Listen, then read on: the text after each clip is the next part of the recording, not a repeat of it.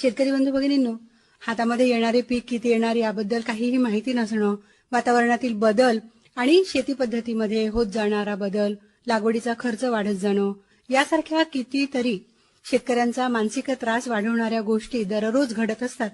आणि यात मानसिक त्रासांमुळेच शेतकरी बांधव आत्महत्येच्या अगदी शेवटच्या टोकापर्यंत जातानाही आपल्या महाराष्ट्रातच झालेल्या घटना आहेत आणि अतिशय गंभीर वळण या घटनांनी घेतलेलं होतं.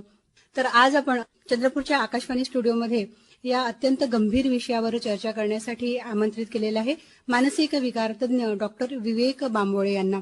सर नमस्कार. नमस्कार. आकाशवाणीमध्ये तुमचं मनापासून स्वागत. धन्यवाद.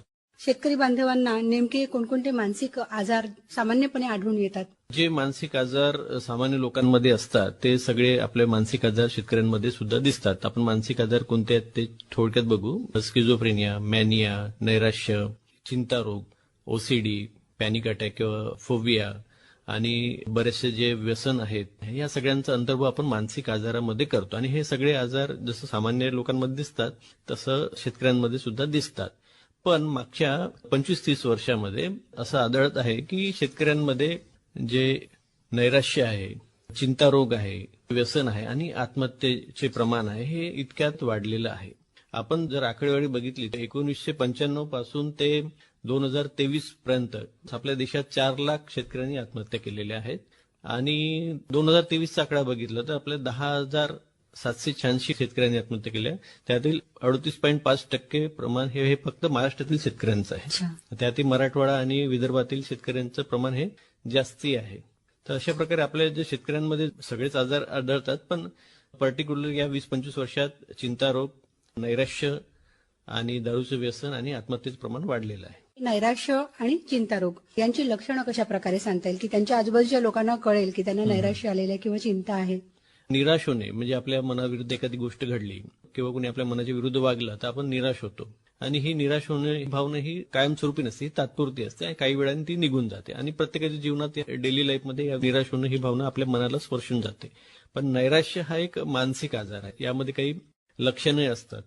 त्यामध्ये किमान 2 आठवडे सतत निराश वाटणे, उदास वाटणे, पूर्वी ज्या कामात इंटरेस्ट होता, रस होता तो निघून जाणे, म्हणजे टीव्ही पाहणं असेल किंवा मोबाईल पाहणं असेल, खेळणं असेल, मित्रांसोबत बोलणं असेल, फिरणं असेल, गाणे गाणं असेल, ज्या गोष्टी इंटरेस्ट होता आधी तो निघून जाणे, आपलं फोकस, कॉन्सन्ट्रेशन कमी होणे, विसरल्यासारखं वाटणे, बऱ्याच जीवनात ज्या गोष्टी होतात ज्या वाईट असतात त्यासाठी स्वतःला दोष देणे, मग यामध्ये वर्थलेसनेस म्हणजे माझी काही किंमत नाही, हेल्पलेसनेस म्हणजे मला याच्यातून कोणी वाचवू शकत नाही, किंवा होपलेसनेस म्हणजे आता माझं काही होऊ शकत नाही अशी भावना निर्माण होणे, दिवसभर रडावंसं वाटणे, आत्महत्येचे विचार येणे, एकटं राहणे, कुणाशी न बोलणे, सोबतच झोप यायला प्रॉब्लेम होणे किंवा झोप आली तर मग मधामधात जाग येणे किंवा लवकर जाग येणे, सोबतच जेवण कमी होणे, थकल्यासारखं वाटणे, असे लक्षणं समूह नैराश्य या मानसिक आजारात आढळतात. यापैकी किमान 5 जर लक्षण समूह 2 आठवड्यापेक्षा जास्त असेल तर आपण त्याला नैराश्य असं म्हणतो. जे चिंता रोग आहे त्यामध्ये जे दैनंदिन जीवनातील कामं आहेत किंवा छोट्या छोट्या गोष्टी आहेत किंवा भविष्य आहे याच्याबद्दल कंटिन्यूस आपल्याला वारंवार चिंता, काळजी वाटत राहते. आणि ही चिंता किंवा काळजी आपल्या आटोक्यात नसते, कंट्रोलमध्ये नसते. जसं आपल्या दैनंदिन जीवनात ते कामं असोत किंवा शेतकऱ्यांचे असतील, किंवा हे काम होणार का, हे काम पूर्ण कसं होणार, हे काम नाही झालं तर कसं होणार, लोक काय म्हणतील, असे विचार येतात. शेतकऱ्यांच्या बाबतीत जर आपण स्पेसिफिक चिंता कोणत्या असल्या तर यावेळेस पाऊस पडणार का, अळी किंवा कीड तर लागणार नाही माझ्या पिकाला, किंवा मग उत्पन्न व्यवस्थित होईल का, किंवा उत्पन्न जर व्यवस्थित झालं तर मग त्याला बाजारभाव मिळेल का, यावेळेस जर आपलं उत्पन्न नाही झालं तर मला परत कर्ज काढावं लागेल, किंवा माझ्या मुलीचं लग्न आहे किंवा शिक्षण आहे ते कसं होणार, लोक काय म्हणतील, असे वेगवेगळे विचार त्याच्या मनात येतात. आणि या विचारासोबतच रुग्णाला बेचैन वाटणे, अस्वस्थ वाटणे, घाबरल्यासारखं होणे, छातीत धडधड होणे, मांसपेशी तणावात जाणे, तणाव महसूस होणे आपल्या शरीरामध्ये, झोप कमी होणे, डोकं काम करत नाही, बधीर झालाय, असे लक्षणं आपल्याला या चिंतारोगमध्ये दिसतात. आणि कधी कधी काय होत की हे चिंतारोग आणि नैराश्य हे दोन्ही वेगवेगळे नव्हता, बऱ्याचदा यांचे दोघांची लक्षणं सोबत दिसतात. त्याला आपण मिक्स एन्झायटी डिप्रेसिव्ह डिसऑर्डर असे म्हणतो. आणि ह्या जी चिंतारोग आहे किंवा नैराश्य याची आपण जर व्यवस्थित ट्रीटमेंट केली नाही किंवा त्याच्या उपाययोजना नाही केलं त्यातून आपल्याला मग आत्महत्येचे विचार मनात येऊ शकतात. आणि असे विचार आले आणि आपल्याला मदत मिळाली नाही किंवा आपण व्यक्त झालो नाही कुणाकडे तर मग ती व्यक्ती जी आहे ती आत्महत्या करण्यास प्रवृत्त होते. नैराश्य आणि चिंता हे आजार शेवटचं टोक गाठून आत्महत्येचे विचार येईपर्यंत जेव्हा जातात, याबद्दल तुम्ही काय सांगाल एक मनोविकार तज्ज्ञ म्हणून? मला वाटतं आपण 3 गोष्टी लक्षात ठेवायला पाहिजे. सगळ्यात महत्वाची म्हणजे आपल्या मनात जर नैराश्य असेल किंवा आत्महत्येचे विचार असतील, अशा वेळेस आपण कुठलाही संकोच न बाळगता, कुठली भीती न बाळगता आपल्या जे जवळचे व्यक्ती आहेत, मित्र असतील किंवा घरचे लोक असतील किंवा पत्नी असेल, यांच्याशी बोलणं आवश्यक आहे.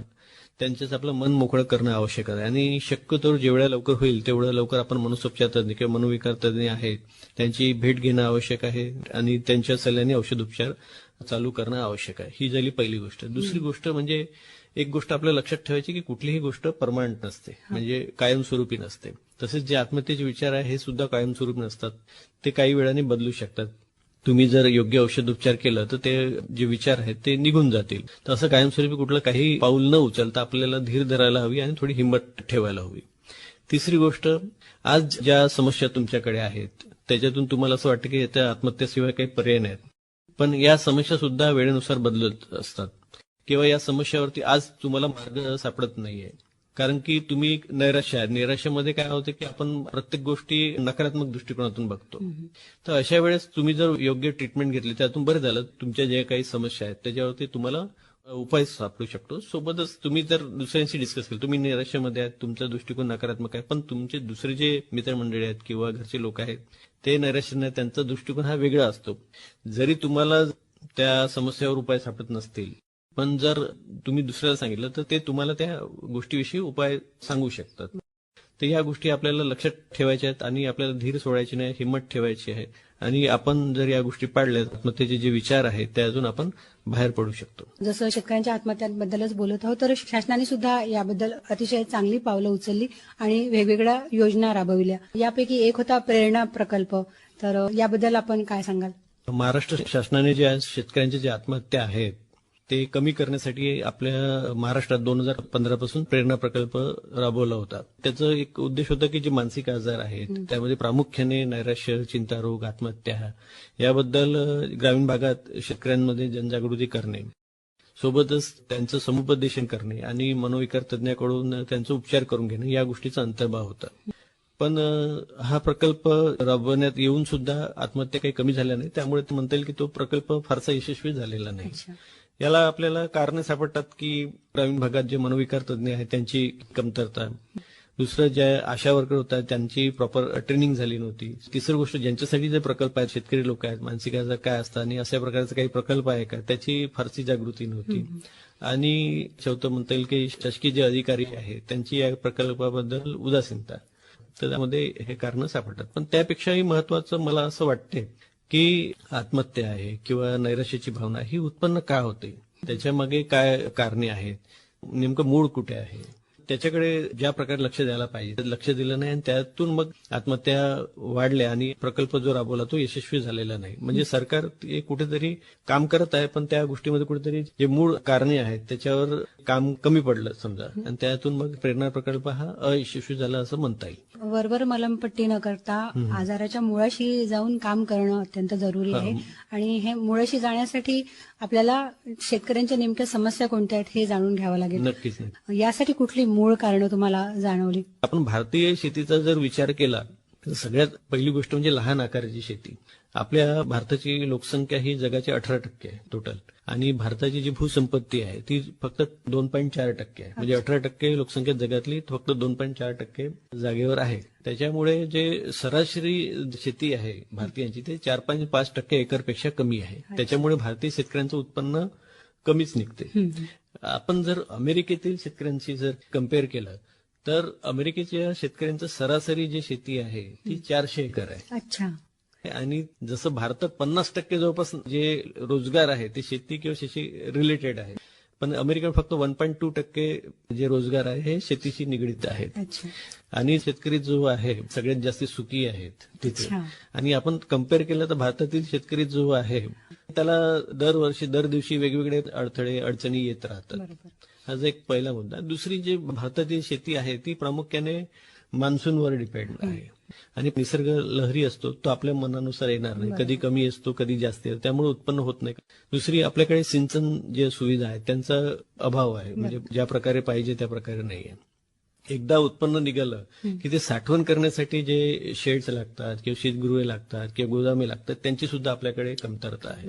त्यानंतर जे उत्पादन घेतो त्याच्यावरती जे लागत आहे ती जी लागत आहे दिवसेंदिवस वाढत आहे. म्हणजे बी बियाणे झाले, खतं झालं, कीटकनाशक झालं, त्यामध्ये अवजार लागतात, डिझेलचे भाव झाले आणि कामगार आहे यांच्यावरती जो खर्च आहे तो वाढत चाललेला आहे. आणि त्याच्या हिशोबाने जो शेतमाल आहे त्याची किंमत तेवढी वाढलेली आहे. पण शेतमालाचं भाव बघितलं, सोयाबीन असेल, कापूस असेल किंवा तांदूळ असेल तर ते त्या प्रमाणात वाढलेलं नाहीये.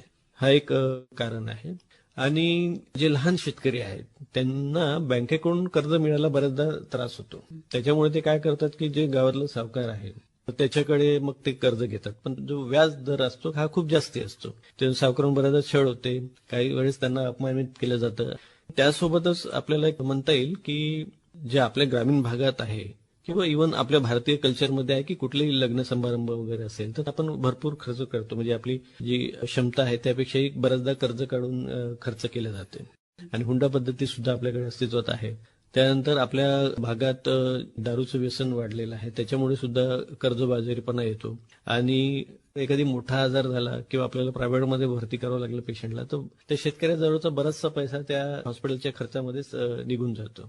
अशी वेगवेगळी कारणं आपल्याला म्हणता येईल की ज्याच्यामुळे शेतकऱ्याची आर्थिक अवस्था आहे ती बिकट होते आणि तो वारंवार या बिकट होणाऱ्या आर्थिक अवस्थेमुळे तो नैराश्यामध्ये जातो आणि मग कधी कधी काही लोक आत्महत्या करण्यासाठी प्रवृत्त होतात. सर, अतिशय सविस्तर असं तुम्ही शेतकऱ्यांच्या समस्यांचं विवेचन केलं. काय उपाय आहेत यावर?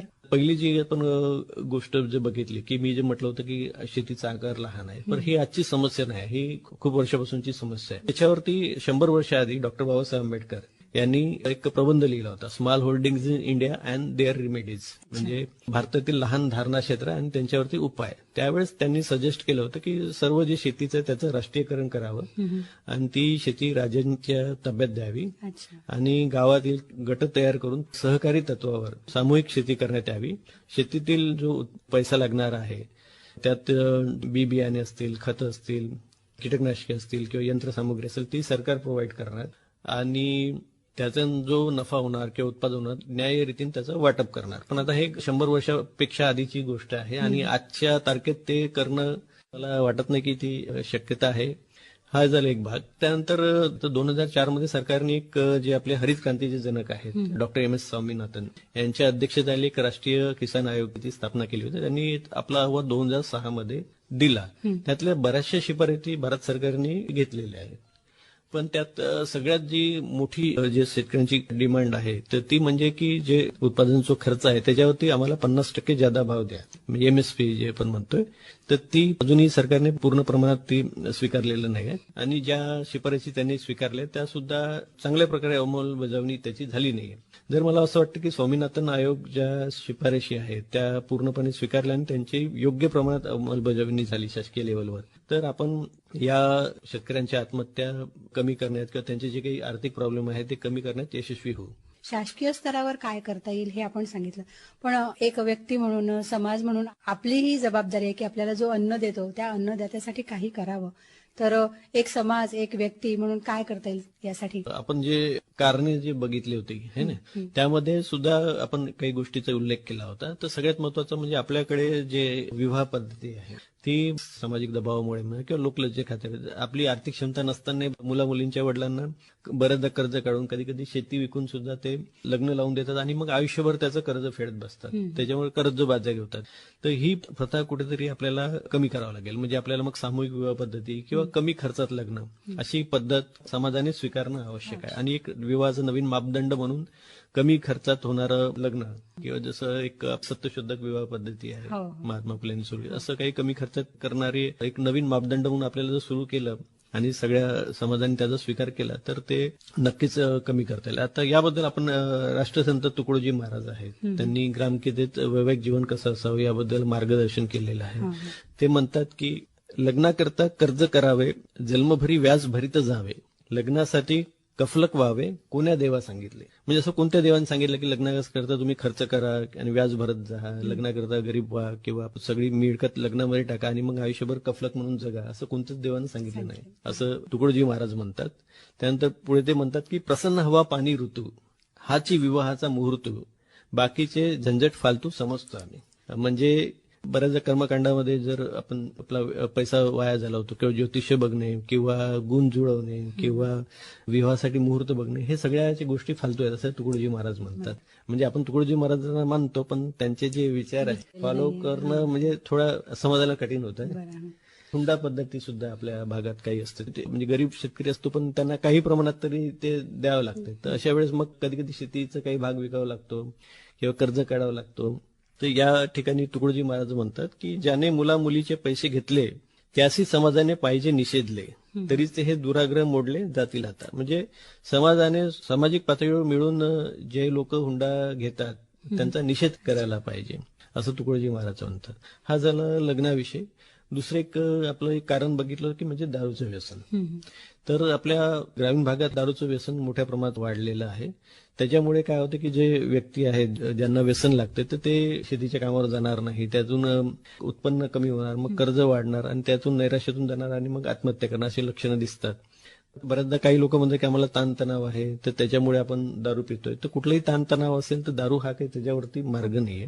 आपण मगाशी सांगितलं त्यामुळे आपल्या मनातील भावना विचार हे आपल्या मित्रांना किंवा जे घरचे लोक आहेत त्यांना सांगणं आवश्यक आहे आणि मनसोपचार तज्ञाची मदत घेणं आवश्यक आहे. सोबतच जे सरकार आहे किंवा ग्रामसभा आहे त्यांनी जे दारूची अवेलेबिलिटी आहे त्याच्यावरही नियंत्रण करणं आवश्यक आहे. आता मला वाटतं ग्रामसभेने किंवा सरकारने नवीन दारूची गावातील दुकानं आहेत त्याचा परमिशन देऊ नये आणि सोबतच जर जमत असेल तर गावातील दारूची दुकान हे गावाच्या बाहेर ठेवायला पाहिजे. कारण की अंमली पदार्थ असेल कुठलाही त्याची जेवढी अवेलेबिलिटी आजूबाजूला राहील तेवढं त्या भागात त्या पदार्थाचं व्यसन लागण्याची शक्यता जास्त असते. पूर्वी 3-4 गाव मिळून एखादी दारूचं दुकान राहायचे, आज एकाच गावात 3-4 दुकाने आढळतात. आपल्या शहरात गल्लोगल्ली सुद्धा दारूचे दुकानं आढळतात. त्याच्यामुळे जो तरुण वर्ग आहे तो सहज आकर्षित होतो त्याकडे आणि त्यातून मग ते दारूचं व्यसन लागतं. तर या दारूच्या जे अवेलेबिलिटी आहे तर त्याच्यावर कुठेतरी ग्रामसभेने किंवा सरकारने नियंत्रण ठेवणं आवश्यक आहे. म्हणजे आजकाल कसं दारू पिणं शिष्टाचार झालाय तर आपली भूमिका थोडीशी मध्ये बदल करावा लागेल आणि या प्रकारे आपण दारू पासून दूर राहू शकतो. या गोष्टी आपल्याला वैयक्तिक पातळीवर करावं लागेल आणि शेतकरी आहेत आपल्याला असं वाटतं की एखादी खूप दुःखात आहे तर त्याच्याशी आपल्याला बोलावं लागेल. म्हणजे आपण एक व्यक्ती म्हणून त्याशी बोलणं, संवाद साधणं आणि आपण त्याला काही मदत करू शकतो का.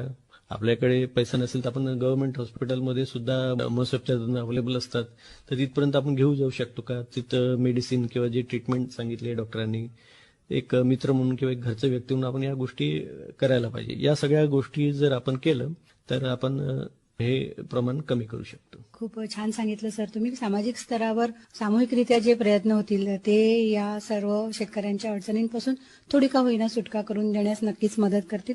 तर मुलाखतीच्या शेवटी आपण काय सांगणार शेतकरी बांधवांना. शेतकरी बांधवांना हे सांगेल की बाबा तुम्ही घाबरून जाऊ नका. कुठल्याही जो समस्या आहे त्यावरती मार्ग निघू शकतो. फक्त तुम्हाला थोडं धीर ठेवावं लागेल, हिंमत ठेवावी लागेल आणि तुम्हाला जर काही गोष्टी सुचत नाही तर जे तुमचे जवळचे लोक आहेत त्यांना सांगा. सोबतच असं म्हणता येईल की शेतकऱ्यांच्या ज्या समस्या आहेत किंवा जे आपण मानसिक समस्या म्हटलं, नैराश्य असेल किंवा आत्महत्येचे विषय, याचा तर उपचार होणं आवश्यकच आहे. त्याला दुर्लक्ष करून चालणार नाही.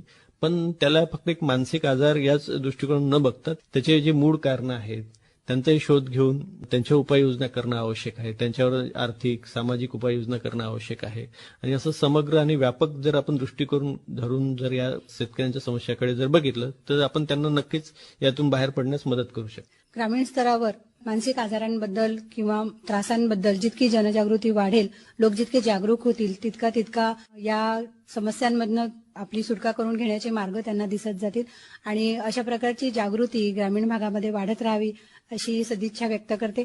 आणि आज तुम्ही इथे आलात आणि शेतकऱ्यांच्या मानसिक आजारांबद्दल अतिशय छान आणि सविस्तर अशी माहिती आमच्या श्रोत्यांना दिलीत त्याबद्दल तुमचे मनापासून आभार. धन्यवाद.